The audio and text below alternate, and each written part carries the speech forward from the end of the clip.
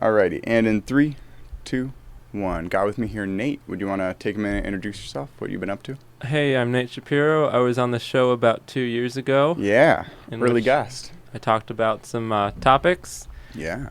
And the last 2 years have been a real adventure for me, let me tell you. What have you been up to?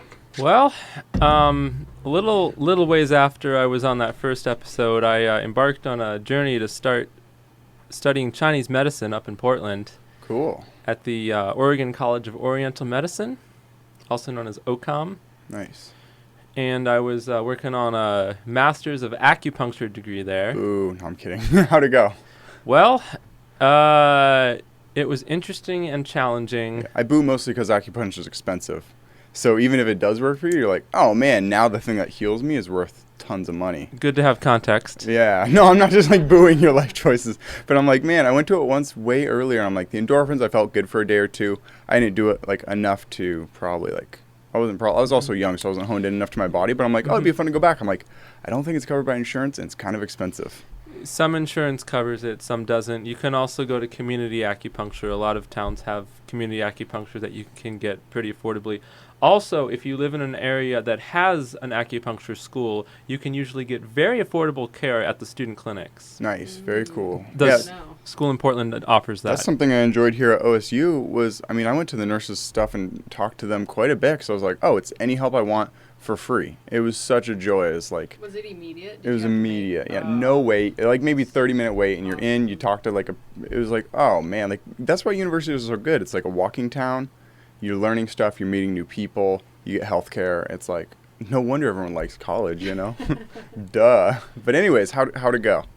Well, I had never been to grad school before. You know, I finished my bachelor's quite some time ago, and I had really struggled to find my path for a long, long time.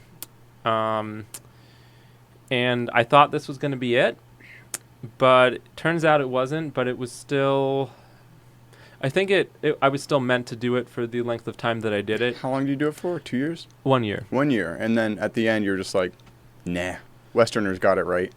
Well, not exactly. I mean, I appreciate the humor there.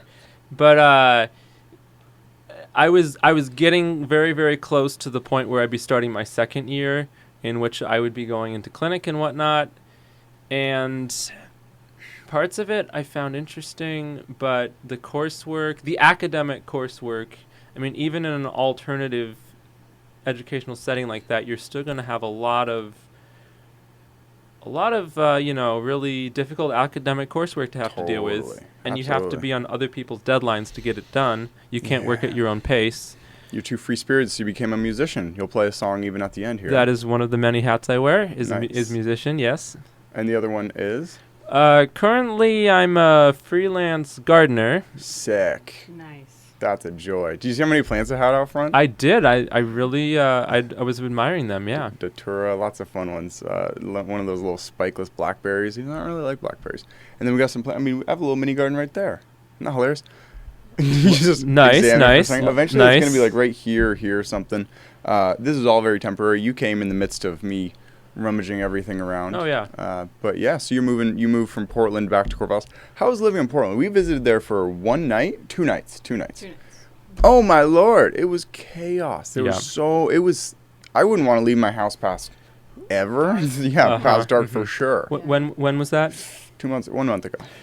So, slight correction to the timeline. I left Portland. And you may want to look toward me or that way instead of toward her. Ignore her. Pretend like she doesn't exist. Oh, I just like to regard both people. Nah, I'm bugger. just switching cameras. Yeah, she's not in here. Very well. Yeah. Very well. So I left Portland in the fall of 2020, and I moved to Port Townsend, Washington, where I lived for the next 8 months. And there's actually, believe it or not, there's an acupuncture school in a town called Mount Vernon, Washington, which really isn't that far from Port Townsend. Yeah. Do you still get your mail shipped to those old places? Literally today, Kenzie and I were walking to the bakery, and we're like, wait a second, because all our stuff is going to our old addresses. And I'm like, what if you move around like every 6 months? Like, how hard is it to, like, I mean, but those are in different states, so it's like, how do you get those to you? You have them ship it to you? You can put in a form through, like, the U.S. Postal Services. That's what she was saying, and change to the DMV. I'm like, that sounds like a fucking headache. It's not as hard as it sounds. I mean, it's a bit of like the whole, bureaucratic thing, or going through a bureaucracy process, but once you get through it, it's taken care of. Cool. Well, maybe we'll do that. We'll have to. But anyways, so you're in Portland, then Porch Townshend, which is almost Portland up in Washington, and you came all the way back to Corvallis. You like lapped yourself. Eh? I did. That was this past June that I came back to Corvallis. Nice. And just so people listening, we met. I was at school at OSU, and you were working at a co-op there, and you were my cashier almost every single day. And I'd always just come and get like a ginger beer, like a scone, and just be like, "What's happening, man?" And then one day I'm like, "You should come on my show," because I started the show right as I was about to leave, right? And you came down as one of my earliest guests. That was right. That's right. So that's a blast. And we talked mostly about Asperger's, which is no longer in the DSM, correct? It's now under the label ASD, which is Autistic Spectrum Disorder. I dig it. That was a fun show. A lot of people, like, especially as the early shows, I was like one of the first two dozen. Everyone was like, that show was meaningful. But since then, I've like kind of veered away into more like conversationals rather than like interviews. But if you were to be interviewed about something, like, is there a specific part of your life that you're like the most happy about, the most excited about? Well, playing live gigs? I'm not quite there yet, in part due to the pandemic, and in part needing to prioritize my garden business. Yeah. But, garden business. You're like your own the person who gets calls and everything? I'm self-employed. That's very cool. Do you have like one or two like really like main clients who are like wealthy, or do you have like a ton of people who just have you come do this and that? I have a small handful of regular clients. Nice. I wouldn't describe them as wealthy. I describe them as middle class. Yeah. So like day to day, you get up and you just go garden all day. That's a joy. Watering stuff, trimming stuff. That's literally a blast. Yeah, and don't forget the weeding part. Nah, I won't do that part. We got the weeding part. We got the hauling dirt part. The helping people get spaces that have gotten out of control refurbished. Yeah, that's something we have. I mean, maybe you can actually look at it for us. We have so our downstairs neighbor's a botanist, and we want to plant. We got this stuff that's called like walk on. Like some of it's moss, some of it's like Croatian mint. I don't know if you've like planted this around, or you like walk on it and it spreads instead of grass. You don't have to mow. Right. We have another one, and we want to plant it. And the downstairs neighbor's like, does that spread? Is it like invasive? I'm like, we have no idea. So if you know after the show, as you leave, we should point it out and be like, would you say this is good? I'll take a peek. Cool. And then we'll go back and knock on it. Oh, so people listening, right as you came in, right before we started the show, the downstairs neighbor texted me. She's like, hey, can you specify to the guests where they're supposed to go? Because we live in a duplex. We're at the upper half with our door on literally a side. So you pull up in a car and you're like, very incognito. that's the door, So I'm like, we're going to put a sign outside or something, but we'll go back and knock on her door again and be like, hey, he brought backup this time. We're going to plant that shit in the backyard. But yeah, no, so do you have like a nice garden at your house or like just other people's? I'm living with some family right now and helping them take care of their garden. Nice. We just moved out of our families for the first time. We're 24, 26. There's no shame in that. I think a lot of us have been in that boat. Yeah, and it's not even a thing that like it's sad that currently in society you have to say like there's no shame about that, but like in reality like so much of the world prioritizes family as a positive thing that it's almost psychologically weird that we have to say, oh, there's no shame in living at your parents in your early 20s. I know what I get what, yeah, totally 100%. It shouldn't have to be said, but it does right now. It's crazy. Yeah, especially if you go to the East Coast where I was actually born. You're from Boston. Well, not exactly. No. But Long Island. They have this really strong thing out there about kids at 18 or 19 moving out of mom and dad's. Yeah.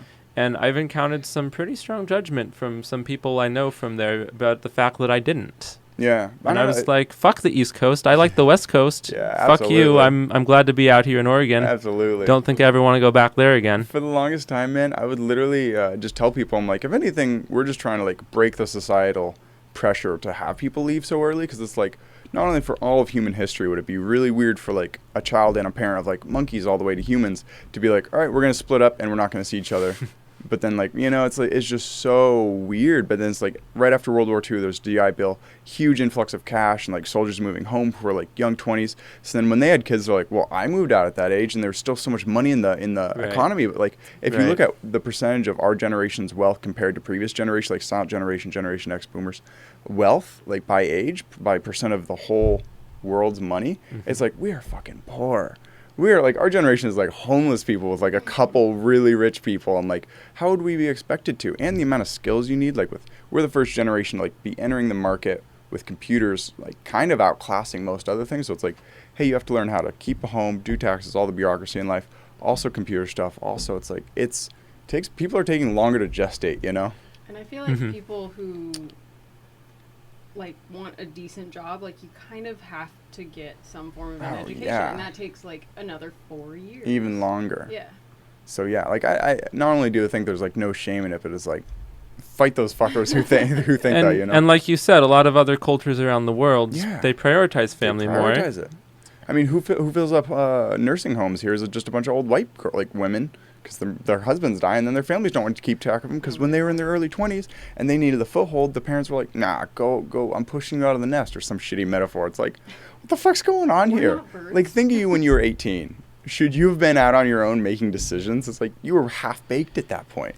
Yeah, I mean, I think for a lot of people, they're not quite mature at that age, and that certainly was the case for me, you know, especially being on the autism spectrum. I didn't know what the hell I was doing when I graduated high school, and I was all of a sudden expected to know. Mm-hmm. I was expected to know what I wanted to study in school. I was expected to pick a college. I didn't have any idea what I was doing then. It's no wonder that it took me 3 tries to find a college, and I had a serious mental health breakdown in the middle of that time period. What happened? By the way, you don't need to lean into it. The amount of distance your way looks golden. Cool. Just for the Thanks for the heads up. Because sometimes like people come in too close. You know, like we were watching a live show, and every time the singer would like go like that, it just like hurt our ears. It's like live shows need to be really well tuned. But anyways, good to know. Thank you for the feedback. Absolutely golden. And anyone watching who's coming on the show in the future, be chill. No, I'm kidding. They'll know. But yeah, mental break. What happened? Mental health breakdown at age 20. Yeah, I mean, I don't know how much details I want to go into about that, but I think it was inevitable that it was going to happen. I mean, it was. Sometimes unfortunately, humans have to break and we have to fall apart in order to be put back together, and that's essentially what happened. Facebook quote. No, I'm kidding. It just sounds like one of those things you'd scroll across, you know. Well, I agree largely, but I would also push back in the sense that I think perpetuating the thing that like, oh, you have to get hurt and broken and extreme like endure trauma, not a positive thing to like, you know, put out there. I completely agree with what you're saying, and I appreciate that you said that. Called you out on it.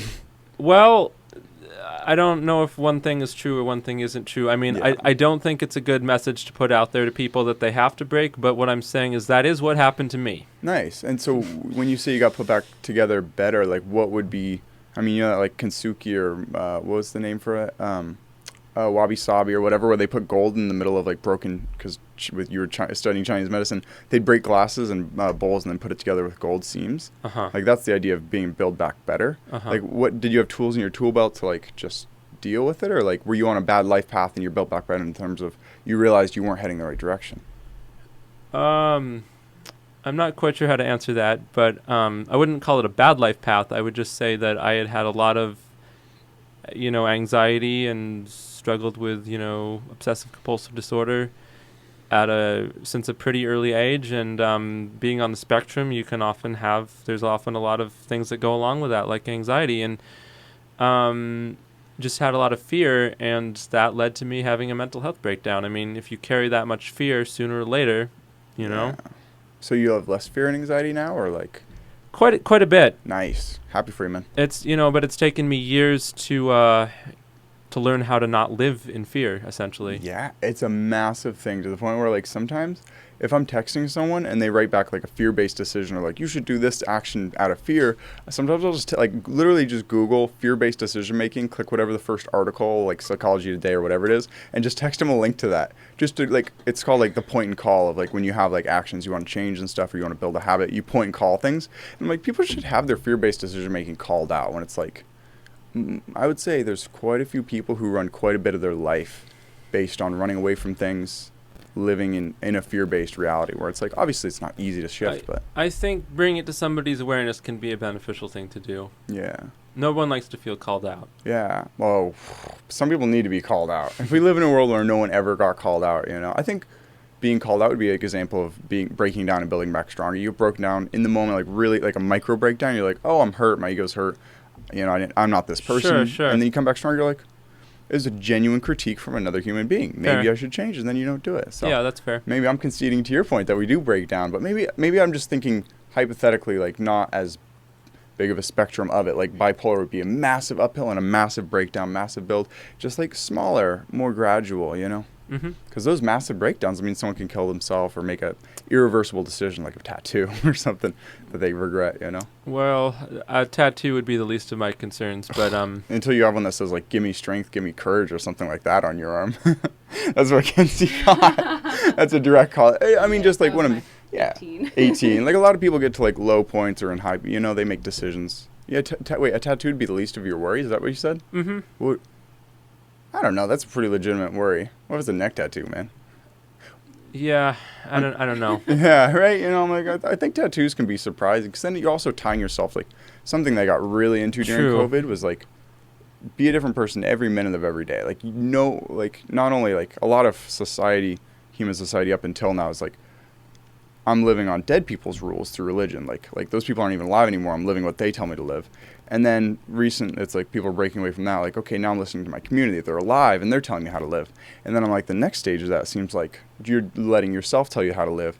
But then like the way that I'm like, man, how do you even take it one step further? Be like, don't even like judge how you're living in the moment. I think between the larger community level, there's also the nuclear family. Because I know for me, I had to really overcome a lot of the messages that I got from my nuclear family growing up. Even not hearing society anymore, you still heard from your family. Right. So this is like a closer circle than the slightly larger societal circle. Totally. But I will say that, yeah. No, you absolutely should have thrown that in there. It's funny. I've been probably misphrasing or leaving out of one. Probably a lot of people's families, like, I grew up in per se, like, or at least like some people in my family were really positive and stuff like that. But I imagine if both of your parents and like your brother and your siblings are all on one side of like, don't be this, it'd be really hard. Even if you had one sibling or one parent or both parents, ideally, and sibling. We've got some strong wills in our family. Yeah? We've got some people who have very strong opinions and seem to think that their opinions are right. Yeah, that's the most classic thing ever, right? All my opinions are right. I was pretty timid. I was pretty shy and timid as a young person. I didn't have a lot of self-confidence. Took me years to find that, actually.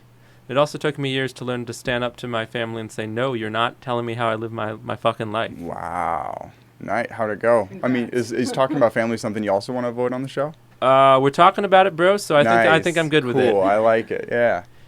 And to answer your question, how did it go? It's a work in progress. Wow, nice. So it's like a longer conversation. No, it's just a process. Yeah.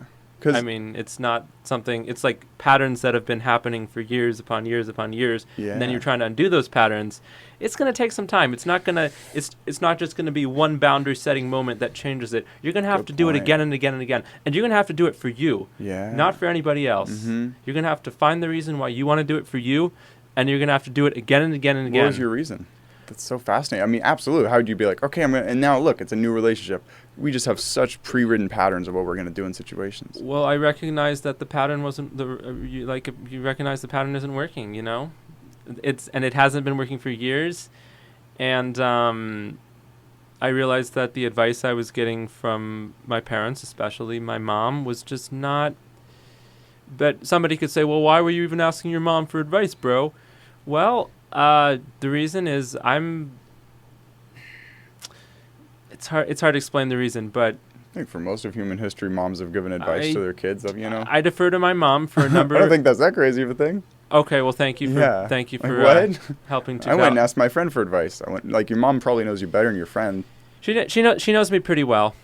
She knows me pretty well. Yeah, I mean, your mom's with you exclusively for 10 years, half exclusively for the next 10. It's like they know you decently well, and that's what you really want when you come to someone for advice. You're like, I've done all the digging I can from an outside perspective.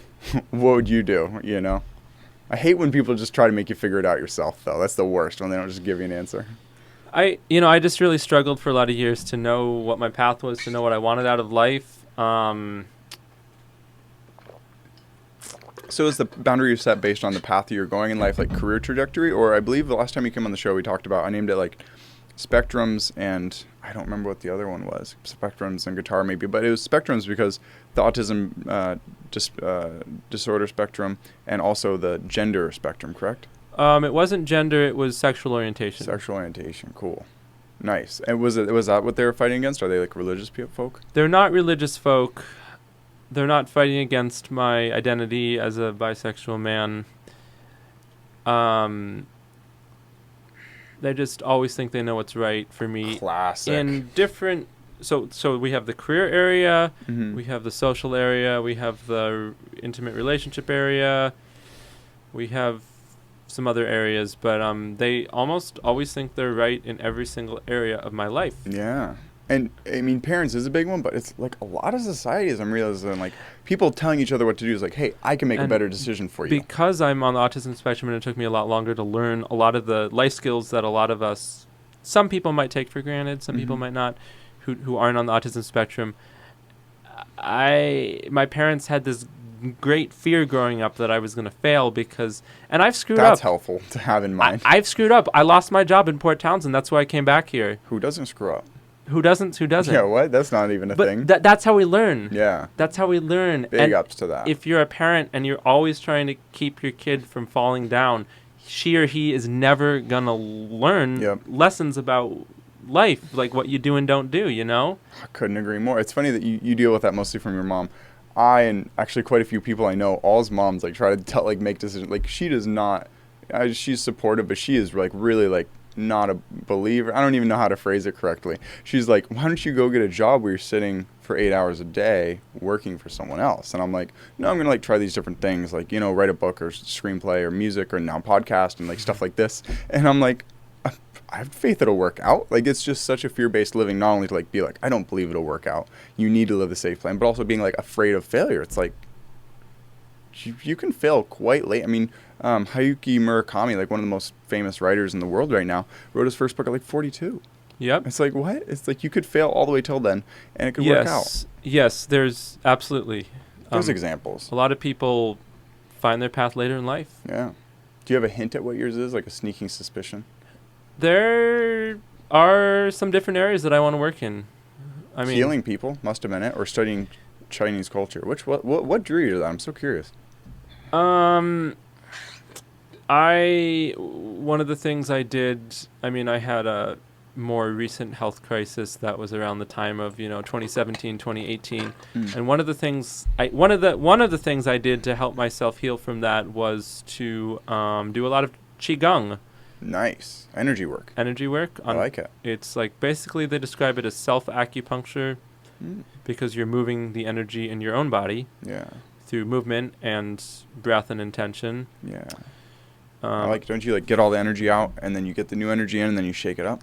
There's a lot of different ways to practice. Yeah. And I've actually found that the best way that works for me is really letting it do it on its own and not trying to be too controlling of it. Nice. That's just what works for me. So you don't do, like, specific forms, you just kind of free flow what your body wants to do at that time? Oh, I do specific forms. I just don't, I find for me personally as a person with anxiety and OCD, I don't want to be getting into too much of the visualizations. For me, that doesn't work, and I respect for others it does. But I just like to do the form and just be in the moment as my body is moving. Nice. And be as present as I can, and then just trust that the energy will move on its own. Yeah, flow state advocate Nate here. I like it. I am a flow. Thank you. That's the name of the show, Flow State Advocate. Hey, why don't we call it that? It'd be a really positive thing. I like that. Yeah, no, I got into. I mean, honestly, like, I should stretch more. I should do qigong. Do you still have an active, like, do you miss a day or anything like that? Quite a few. Yeah. I'm not. I haven't been disciplined about it. There's a lot of teachers who would say, "Oh, well, you shouldn't do that," but. Yeah. But you know what, Tiger? I try to make my whole life a fucking flow state. Nice. I mean, that's how I approach life, really. I drew a card from this one New Agey tarot deck called Tarot of the Spirit. Cool. And it kept coming back to me. And not only this card, but this archetype that's represented by the card came to me in other forms. And in the Tarot of the Spirit, the archetype is Earth Father. And in the description... It said ASD... sexuality, and then you're going to go study Chinese medicine and return. Wait, you're, like, reading it? Oh, this is a trip. And then it has one more line, it's, like, smudged out. Like, oh, well, it wasn't quite that specific. Yeah. But what it did say is it talked about the Earth Father.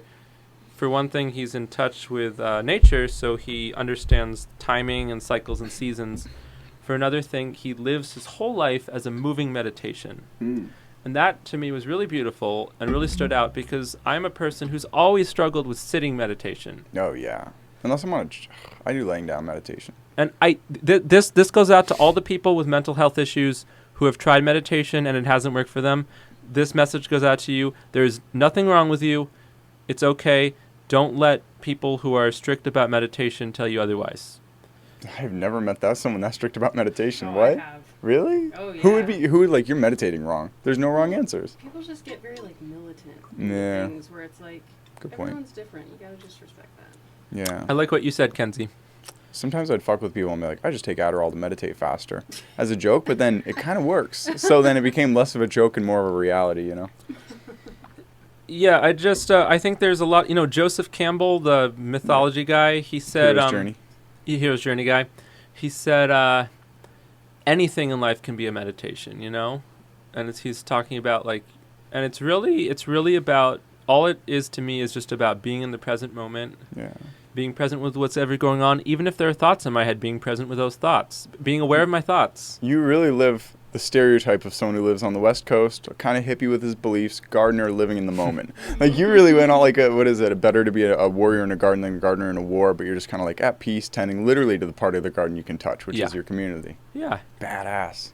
I like it. Thanks, man. Yeah. I mean, so did you mostly start your own gardening business or landscaping business because it was like you did it younger, or like at a certain point you realized you really felt at peace, like hanging out with plants? There's a line in a song that I wrote called Farmer Dave, and the line goes, I could play the song if you want, although it might be a little bit more involved than we want to get right now. Yeah, let's just play one song at the end if you're cool with that. Sure. That's how I tend to do it, because we're going to move mics around, so one's on your... I'll quote you the line then, not the whole song. Yeah. I said... about my early farming experience in high school. At the time, to me, it felt quite isolating, but now it brings me such great peace. Nice. So it took me a long time to like circle back to it, kind of, to really understand that working with plants is actually very peaceful and nice. But I didn't really experience that earlier on. I kind of hated it as a teenager. Because of the loneliness of it. Yeah. Yeah. I had a lot of challenges, and I didn't really know how to reach out to people that age, and I felt very isolated working on organic farms when I was in high school. That was like the summer of my high school years, was working on organic farms. And I was like out in this huge field weeding this giant-ass row of plants, and it was taking forever. And my back was hurting, and I was like, there's no other people my age around, because I reached out to this one farmer because I didn't know where else to work. I didn't want to work at McDonald's. Yeah. This is in northern Minnesota, by the way. Oh, wow. You've literally lived all over then. Kinda. I mean, I've never lived in the South or the South. Would you? Kidding. Love you people in the South. Well, a lot of my favorite music comes from the South, I will say. Hank Williams Jr., Waylon Jennings. I got into those guys recently. A lot of some parallels between my life and Hank Jr.'s life. Unlike him, my parents are... You have more of a Hank the Third vibe. Kidding. Isn't he way more punk? Hank 3 is more punk. Yeah, that's funny. Just like immediately. You're more of Hank 3. Maybe way more of the country. Maybe on the outside. Yeah. But so anyways, you're working on an organic farm, and did you reach out to anyone, or you just like kind of ate those emotions and they all bubbled up later into rage? The second one. Definitely the second. Definitely the second one. I mean, there was this younger farmer dude who was... I can't imagine you being angry. That's crazy. Oh, I've had a lot of anger throughout my life. Yeah? That I've had to learn to deal with. Wow. You seem like one of the more peaceful people I've ever met. It can be... appearances can be deceiving, and a lot of people who are very meek and shy... Well, I wouldn't say a lot. You just open up your shirt, there's like a gun strapped to you right there. Whoa, you weren't kidding. No, dude, I mean, we all humans have emotions. We all have emotions. Mm-hmm. And when you're on the spectrum, I think those things can get suppressed for a while. Mm-hmm. Especially when you have an experience in an early age where you express anger and then get reprimanded for it, and then get strongly reprimanded for it, and then you're afraid to get angry. Wow. And so every time you have, like, say, an angry outburst after that, you feel shame immediately afterwards. Mm-hmm. And this is something I've had to work through recently, is the shame that happens when I would get angry, or even when I would just speak up for myself, I would feel badly. Yeah. And I had to really look at, well, why was that? Interesting. Yeah, shame's a fascinating thing. I don't remember who I was talking to. And I didn't fully understand why I would always feel ashamed whenever I got angry at somebody, or even, I'm not even talking about like screaming their head off. I just mean like a little thing that I felt like, oh God, I just did something bad, or I just crossed their boundaries unintentionally, and oh God, I'm a horrible person, you know? Mm-hmm.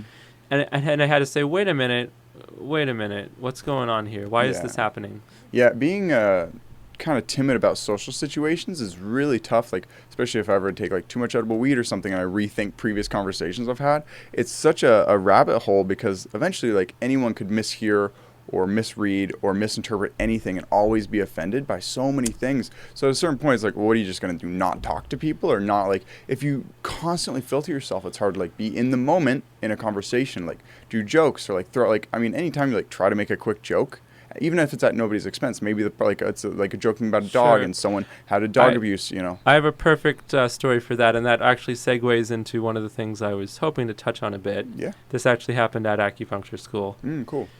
So we had a classmate make a joke in class about cigarette smoking, and 95% of the class thought it was funny. Yeah. But there was a small percentage that didn't, and the small percentage that didn't smoked.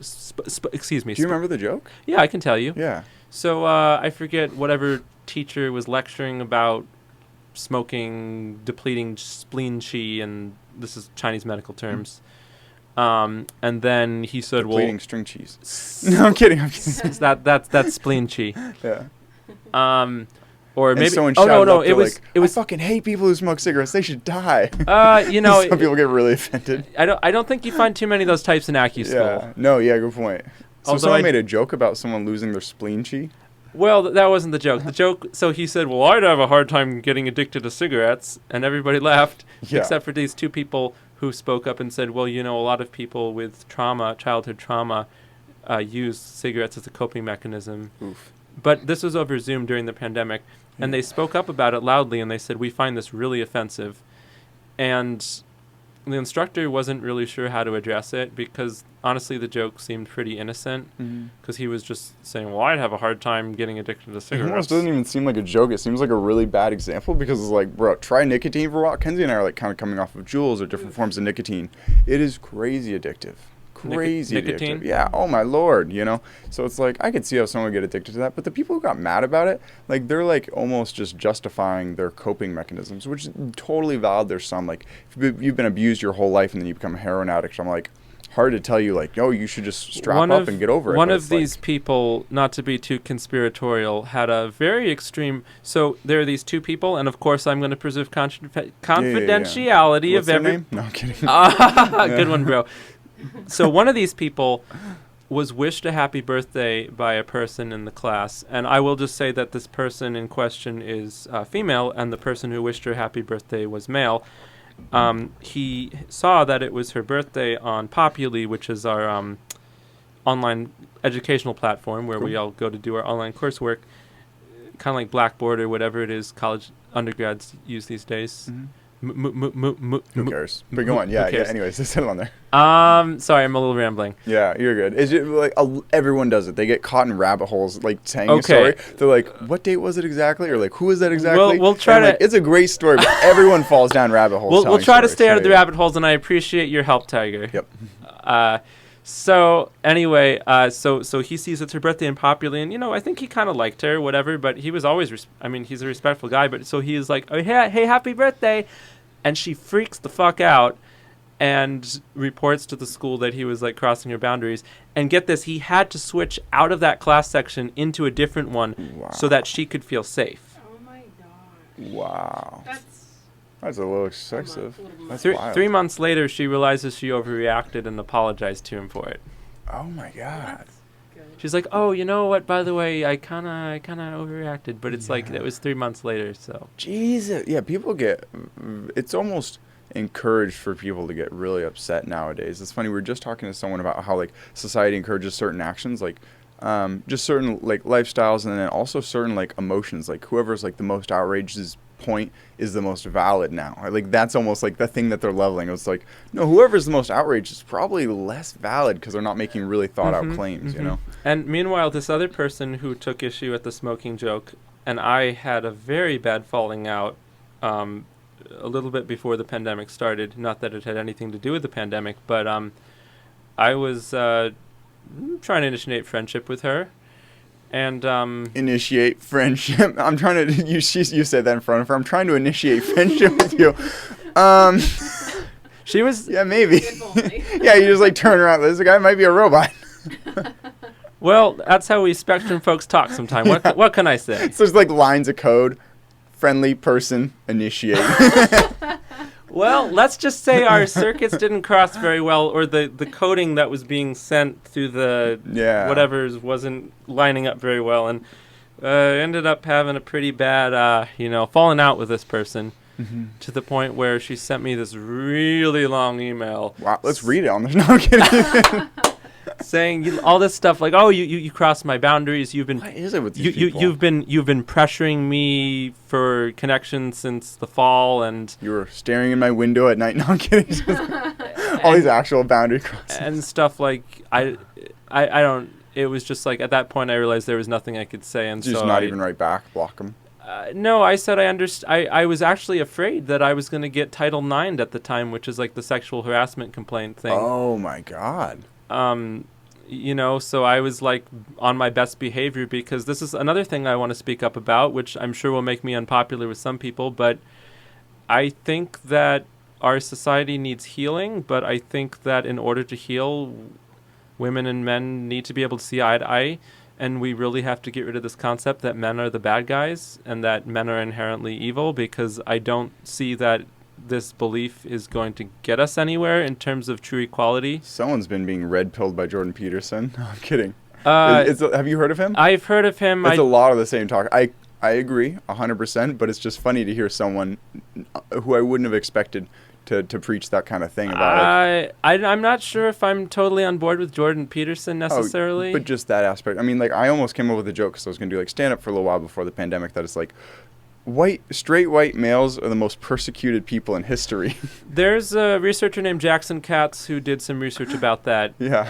It's not to say that they're not. It's not. I'm not saying that they're persecuted per se. I'm just saying that they're not. It's really complicated. This is really tricky and complicated to talk about, and a lot of people. It's triggering for a lot of people to talk about. A lot of people don't want to talk about it. Yeah. Just so it is said, that was bombastic. I was joking with that. Oh no! I don't actually think they're the most persecuted. No. I get that. I get that. Yeah. I get that. But there was a researcher named Jackson Katz who created a film. Who made a film called The Tough Guys, based on the research. Based on research that he did. He's a sociologist and a filmmaker. And Cats. That's Katz, by the way. And anyways, what was it about? Well, it's just about it's trying to deconstruct the certain behavior that a lot of men in our culture have adopted. Yeah, give me like the essence of what you got from it. Like pretty much because straight white males don't have. I'm trying to say this in a way that's accurate. That's not catering to either the liberal or the conservative how it catered side. to you, what you got out of it, and like how you live different, or what you think was like the most important takeaway. You don't have to just cater to anyone. I've been in a lot of situations where I feel like I'm the bad guy, whether I'm a single man walking in a park where there happens to be kids, or where I'm walking near a woman at night, or even I cross the street because I'm like, what if they like their heart rate increases, or like what if they've been attacked before? I'm like, or even I don't want to be responsible for even not at night, it's even shitty that's like that though. Yeah, right. Or even during the daytime, and or a lot of it's because the news purports it. So anytime it happens in the country, you hear about it. It's like it didn't happen in your community. You're not used to hearing everything that goes wrong in the whole world. So of course everyone's scared now. Back to fear-based living. Sorry. Just like if like in Portland, there's all these people being attacked at night, and you hear it in Eugene, you're like, oh, I shouldn't go out at night. And then like, I'm like, you have to be aware that everyone's been so brainwashed into being afraid of each other and people. And then it's like, sometimes I'll cross the street, like if I walk at night and there's like, that's why I like walking with Kenzie. I'm like, or the other thing I do is I like start running up to him like, ha! I'm kidding. I just got this actually for safety because Kenzie and I walk around at night and we're like, oh, Portland's sketchy, but here's not much better. So I got that for safety. It's like really small, conceal. Obviously, hope to never use it, just like scare people away. Worst case scenario. Yeah. But yeah, so you're just saying that men are often persecuted for what other white men do, or other men do. I don't think persecuted is the right word. I think viewed is a better word. viewed and stereotyped, perhaps. Yeah. Perceived. I've just been in a lot of situations over the years and in recent years. I felt out of place at acupuncture school. It's predominantly female, and it's predominantly white female, and it's predominantly middle class white female, and I would also say it's predominantly straight white female. And the people I had the hardest time dealing with at acupuncture school were straight white women. That's hilarious. Well, it's just the majority of them at that point. It's the numbers. I didn't feel comfortable touching them because we have to touch each other as part of what we learn about the human body, anatomy, palpation, learning the acupoints. I was like, where are the other guys I can work with so I can feel comfortable working with somebody and learning this stuff? But I ultimately came to the conclusion that, you know what, I don't really want to be on this path anyway, so I'm out of here. Yeah. Bye. Interesting. Like, yeah, it seems like they would just pair it up by sex or gender or however it works. I've never even thought about like going to middle school or what it's like to be in that situation. I'm like, yeah. The people I felt most comfortable with were people who just saw people as people. They line people up by cleanliness. It's like and they pair up next to them. So would be more of that'd be more like they do the armpit smell, and then they do the verbal look, and then they put you in a line, and then you pair up to the person next to you. Hygiene, yeah, by hygiene, rather than like gender or tight or whatever else you do. I mean, and there was some... Wipe a finger, how sweaty. Yeah. Anyway, so... anyway. I mean, I acknowledge that I have a lot of privilege as a white man. Like, I acknowledge it, and I don't pretend like I don't. And I don't pretend like that hasn't given me opportunities that have made it harder for other people. And I don't feel like I'm being particularly... wouldn't really say that I'm particularly persecuted, but... Just thinking about the whole Louis C.K. thing, about how he was so derailed for some certain things that he did, which were inappropriate, as many people have concluded. Who hasn't done that, though?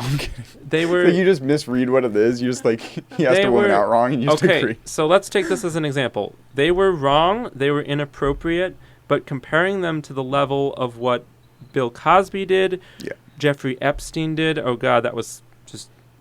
of like nightmarish proportions, or this other guy, the Olympics coach who was the child molester guy. Yeah, with the young gymnastics. Larry Nassar. Yeah.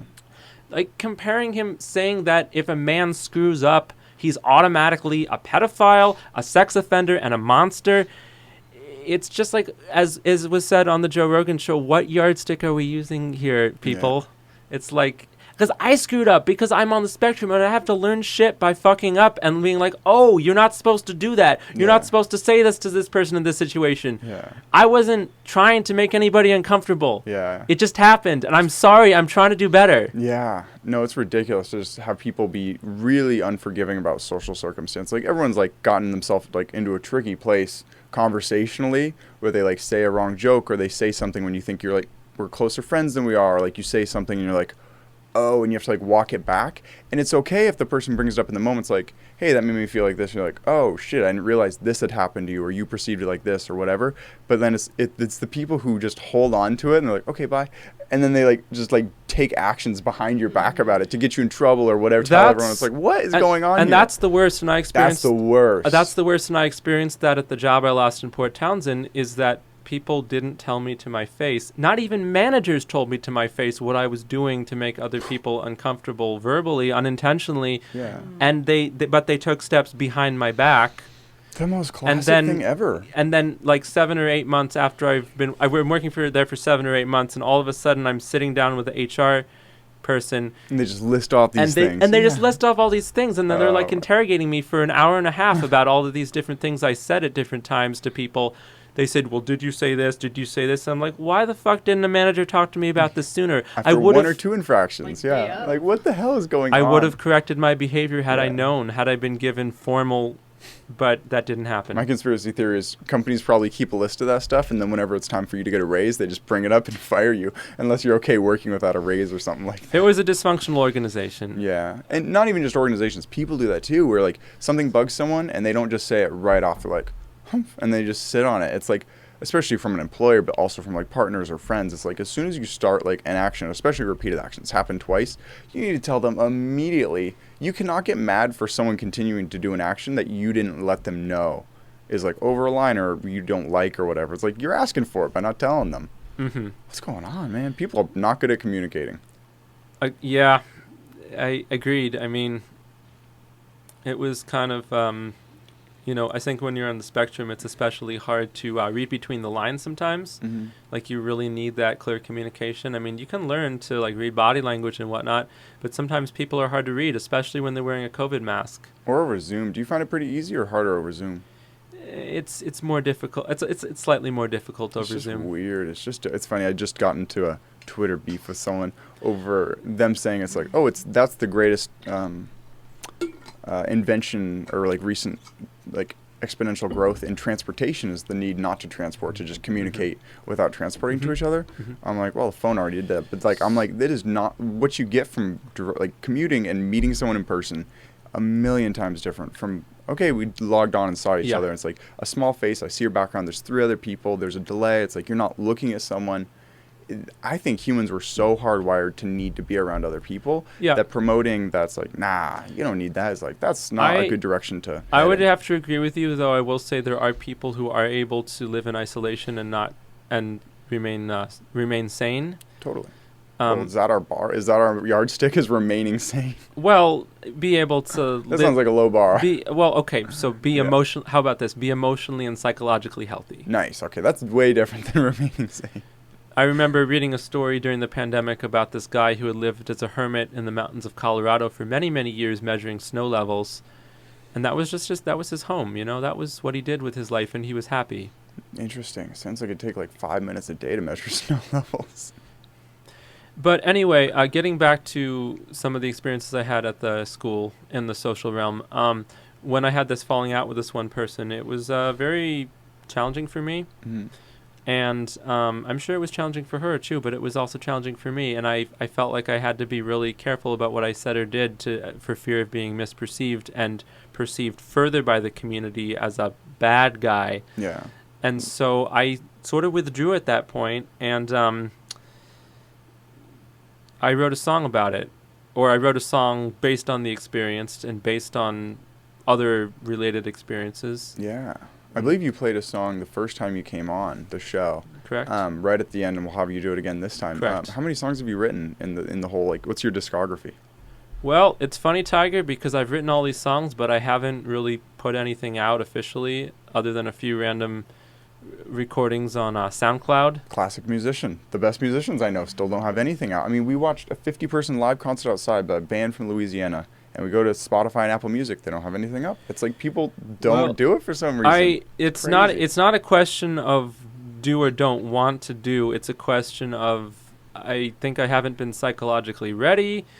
I haven't had the time. I haven't had the resources. I haven't had the opportunity.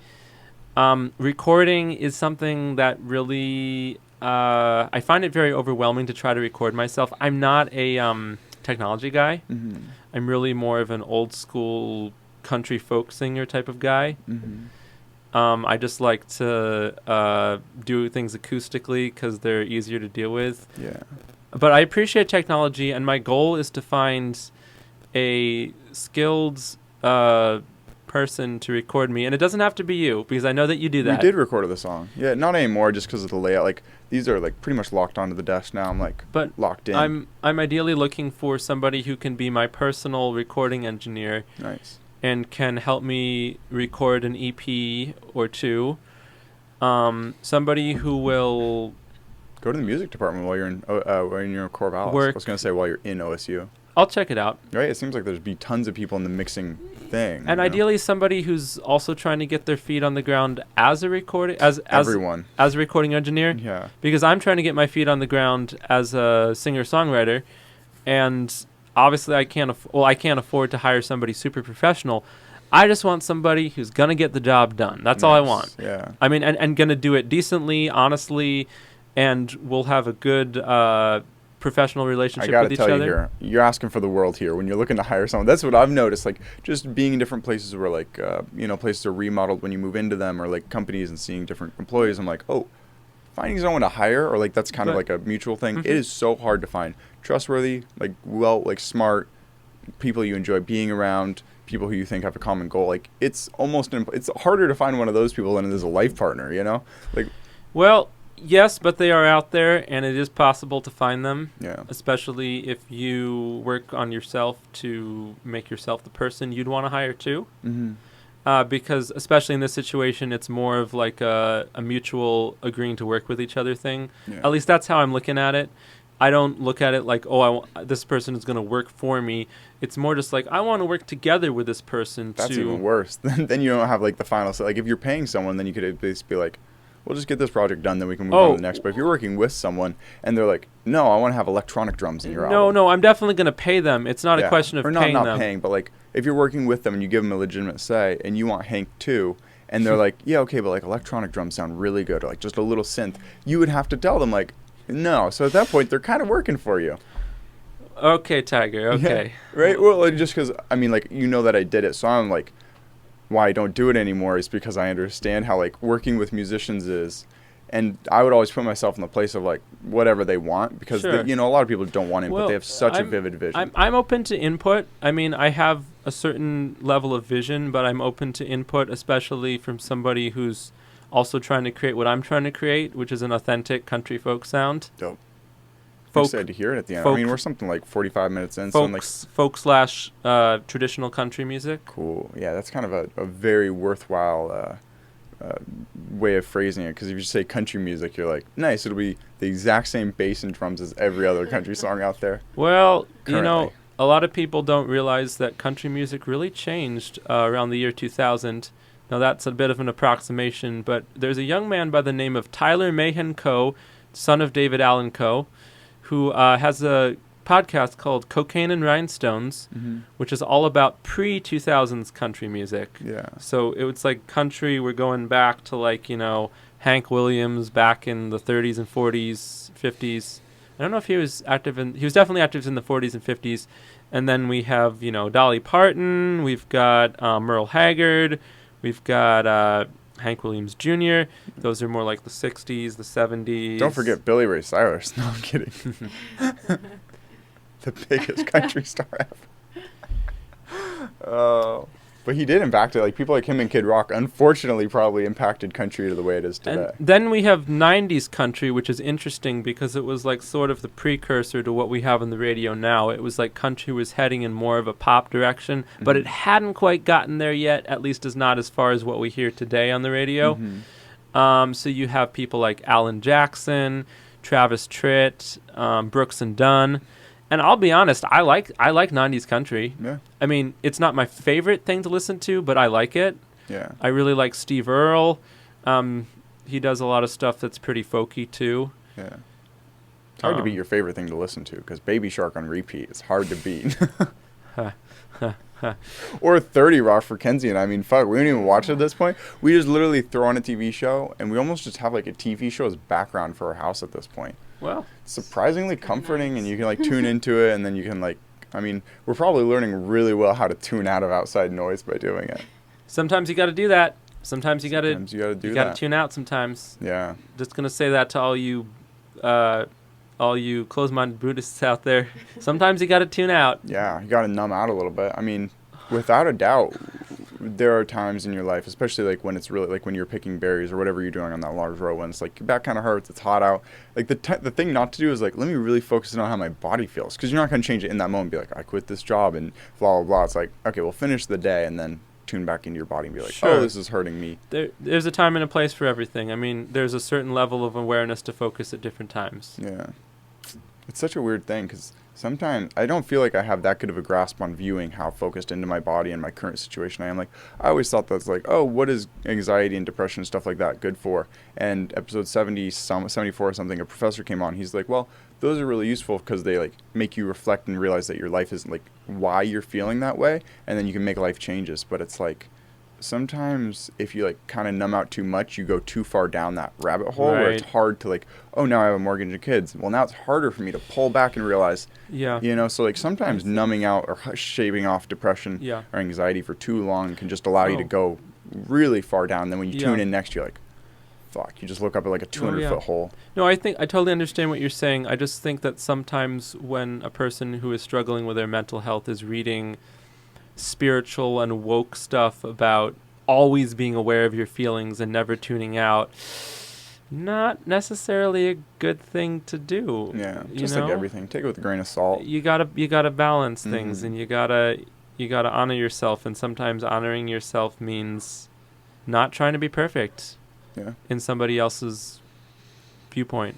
In anybody else's viewpoint. So who are like these new age people that are like this strict? I mean, Kenzie agreed that she's met some strict meditators, but I'm like, everyone who I've met, or I'm not like on Reddit's meditation subreddit and being like, oh, these comments are getting to me. A couple years ago, when I was going through my more recent health and also mental health crisis, I was reading Pema Chodron and other people, and one of the things that Pema Chodron said, well, meditation is a discipline, and you have to be disciplined about it to see results or something. And I just remember thinking, wow, so this isn't working for me, but maybe if I keep beating myself up about it, maybe sooner or later it will? Okay. Yeah. And it didn't work at all, I assume.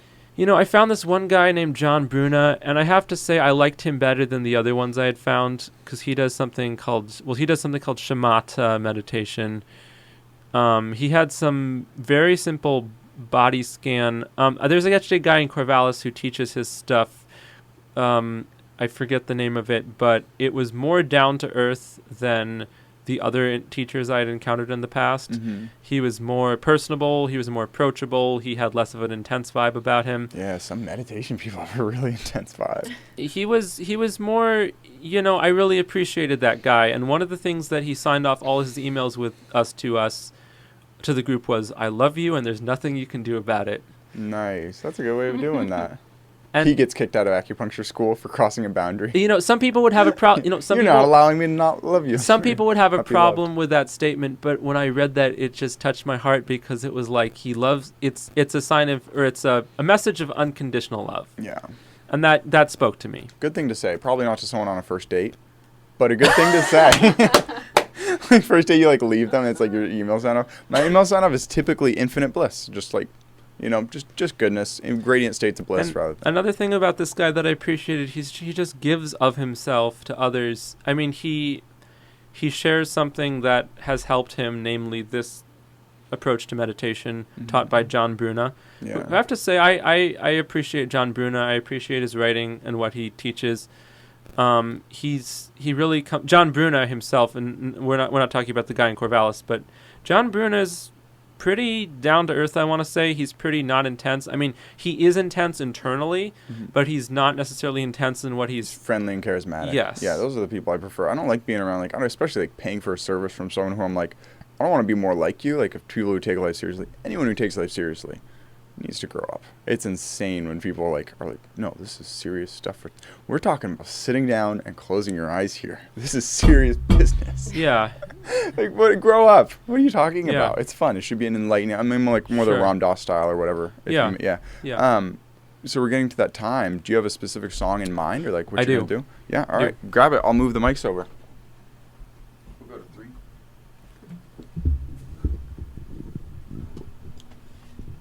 Nice. So this is the song that I mentioned earlier that I wrote at that time during the, falling out period with that person, and I just had nothing else to do but write a song about it because. Would it make you uncomfortable if your left hand was higher? People like seeing like the frets and the strum. You know what? I can probably angle this camera down. Look at this. Holy shit, that's possible? Oh my god, people are in live time seeing it be moved. All right, you're good to go. And does this want to be, is this where it wants to be? Yeah. Golden? Golden. Golden girls? You're looking good. Little joke there. All right, give it a go. It's called Narcissists and Empaths. I hear a lot of people talking these days about narcissists. They're talking a lot about gaslighting too. They're pointing fingers, assigning blame, wanting other people to feel bad and ashamed. saying it's all due to toxic masculinity. But when they turn around, they take a whole lot from me. They take up so much space, I can't even breathe. Don't you know it's cold and unkind to leave someone with a hurt and worried mind? All I really wanted was a friend anyway. And don't you know I didn't sign up to be your own free of charge personal talk therapy? You keep talking about narcissists and empaths. Narcissists and empaths. Yeah, sing along if you want. Or hum along if you want. Narcissists and empaths. You keep talking about narcissists and empaths. Telling all of your problems to a regular guy leaves me feeling pretty high and dry.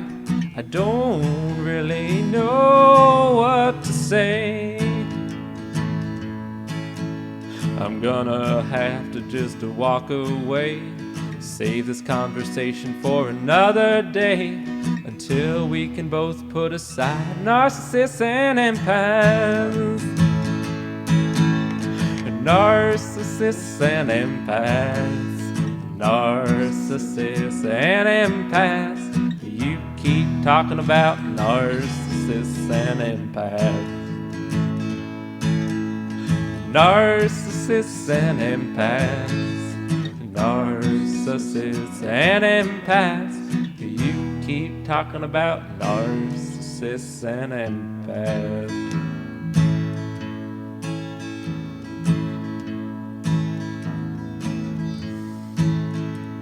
Well, sometimes I wonder if you might see it could be you as much as it could be me. We all might be guilty of being narcissists and empaths. Fun, man. I like the switch up of tempo at the end. You got to do that, make it interesting. Throw that sucker over to Kenzie. That was a lot of fun. It was almost what's his name? He has that song Honey Bears. Or I Love You Honey Bear. Father John Misty. Father John Misty. Have you heard that guy? I've heard a little bit. Similar like lyrical flow in terms of like really complicated message and words that fits into a really like good singing pattern and stuff, which I enjoy. I mean, great artist. I'll have to check him out some more. Yeah, or it'd you be should fun. send me some of his I mean, songs. that's Kenzie and I call each other honey bears, like, because we liked the song that much. So it's like definitely a high praise to sing of someone to be like, you're like this crazy famous rich musician. You know, obviously, almost anyone's a compliment at that point. But I really liked it, man. Thanks. That was a joy to hear. I'm glad you got to play that. Do you have anything you want to promote to people?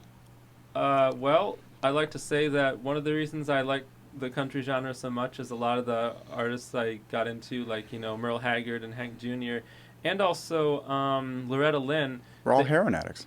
Not That's exactly. not the reason I like There might have been a little bit of cocaine usage here and there, but they really use the platform, or I mean, they used the medium as a platform for saying what was on their minds. Nice. Pretty Yeah.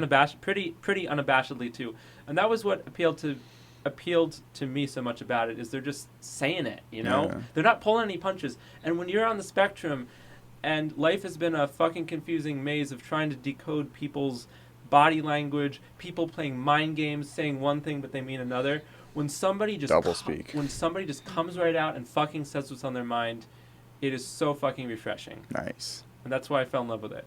Very fun. That was a joy to hear, man. I appreciate everything. That was an absolute wonderful experience. Do you have any like place you can send people for your music or follow you on Twitter or whatnot?